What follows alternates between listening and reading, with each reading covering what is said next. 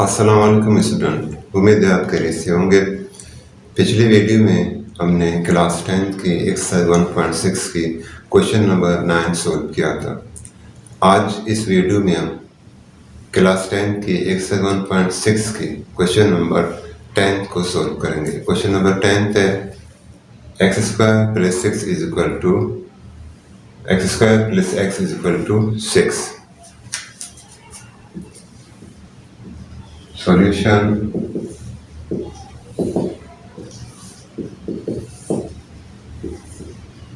given that x square plus x is equal to 6। सबसे पहले हम गिवन इक्वेशन को क्वाड्रेटिक इक्वेशन के स्टैंडर्ड फॉर्म में लिखते हैं। X square plus x minus x is equal to 0। Equal की इस तरफ एक्स 6 प्लस में है, जब दूसरी तरफ हम ले जाते हैं 6 को तो माइनस की 6 बन जाएगा। X square plus x minus 6 is equal to 0। ये क्वाड्रेटिक इक्वेशन की जनरल फॉर्म या स्टैंडर्ड फॉर्म है। अब हम इसको बाय फैक्टराइजेशन मेथड सोल्व करेंगे। फैक्टराइजेशन मेथड में हम फर्स्ट टर्म को मल्टीप्लाई करेंगे थर्ड टर्म के साथ, यानी एक्स स्क्वायर को मल्टीप्लाई करेंगे माइनस 6 के साथ तो माइनस 6 एक्स स्क्वायर। ये माइनस 6 ये शो करेगा कि अगर हम मिडिल टर्म को दो पार्ट्स में लें तो दोनों पार्ट्स की जो साइन होगी वो डिफरेंट होगी, यानी एक माइनस की होगी तो दूसरी प्लस की। अब मिड टर्म के साथ जो प्लस साइन है ये शो करता है कि जो बड़ा नंबर होगा वो प्लस का होगा और छोटे नंबर को हम माइनस में लेते हैं। अब हम 6 की एलसीएम निकालते हैं। 2 3 दा 6, 3 1 दा 3, 6 इज इक्वल टू 2 इंटू 3। तो यहाँ पे देखें जो 6 के मल्टीपल हैं और 2 एंड 3 हैं। अगर मैं 2x माइनस की 2x इंटू प्लस की 3x को लूँ तो माइनस 6x स्क्वायर, यानी फर्स्ट टर्म और लास्ट टर्म के जो प्रोडक्ट है उसकी इक्वल होगी minus 2x into plus 3x की प्रोडक्ट। इसी तरह अगर मैं माइनस 2x को ऐड करूं प्लस 3x के साथ तो इनकी जो डिफरेंस होगी वो होगी x, यानी मिडिल टर्म मुझे मिल रहा है। जब मैं ये दो ऐसे टर्म है माइनस 2x एंड 3x, जब मैं इनको आपस में मल्टीप्लाई करूं तो मुझे माइनस 6x स्क्वायर मिल रहा है। माइनस 6x फर्स्ट टर्म और थर्ड टर्म की प्रोडक्ट है।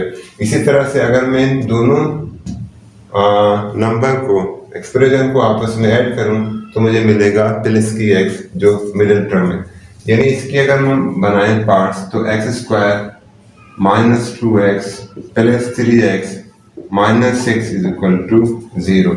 अब अगर ये इन दो टर्म्स में हम देखें तो यहाँ पे जो कॉमन है वो x है। इन एक्स स्क्वायर में से अगर हम x कॉमन लें तो x, इसी तरह माइनस 2x में से x कॉमन लें तो माइनस की 2। अब 3x और माइनस 6 में जो कॉमन है वो है 3 को जब कॉमन लेंगे तो 3x में से 3 आपने कॉमन ली तो x, इसी तरह माइनस 6 में से जब 3 कॉमन लेते हैं तो माइनस की 2 इज इक्वल टू 0। तो हम देखें एक्सप्रेशन x माइनस 2 मल्टीप्लाई और x के साथ, और यही एक्सप्रेशन x माइनस 2 मल्टीप्लाई हो रहा है प्लस 3 के साथ।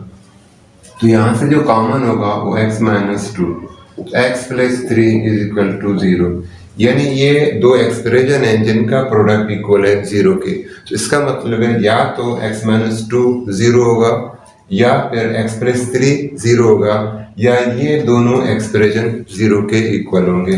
तो हम इनको इस तरह लिख सकते हैं x minus 2 is equal to 0 और x plus 3 is equal to 0। तो x माइनस 2 जब माइनस 2 को दूसरी तरफ ले आते हैं तो प्लस के 2 यानी x इज इक्वल टू 2, और इसी तरह x प्लस 3 इक्वल टू 0 है। जब प्लस 3 को दूसरी तरफ ले जाते हैं तो माइनस की 3 बन जाएगा, यानी x equal to minus 3।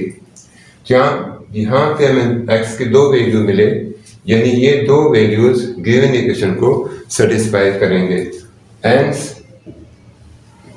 the solution set is minus 3 and plus k 2। हमें पता है ये एक क्वाड्रेटिक इक्वेशन है और क्वाड्रेटिक इक्वेशन के मैक्सिमम रूट 2 होंगे, तो यहाँ पे हमें 2 सोल्यूशन मिल रहे हैं -3 और +2। अल्लाह हाफिज़।